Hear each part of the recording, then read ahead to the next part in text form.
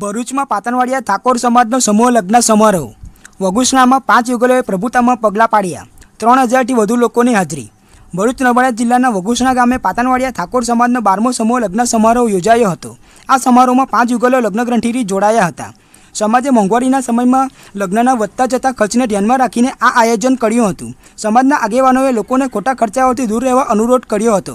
તેમણે બચેલા નાણાં બાળકોના શિક્ષણ માટે વાપરવાની સલાહ આપી હતી. પાતનવાડિયા ઠાકોર સમાજ વિકાસ મંડળે અત્યાર સુધીમાં 11 સફળ સમૂહ લગ્નોનું આયોજન કર્યું છે.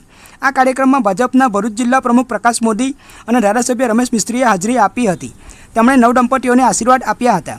સમાજના અગ્રણીઓ અને યજમાનોએ પણ શુભેચ્છાઓ પાઠવી હતી.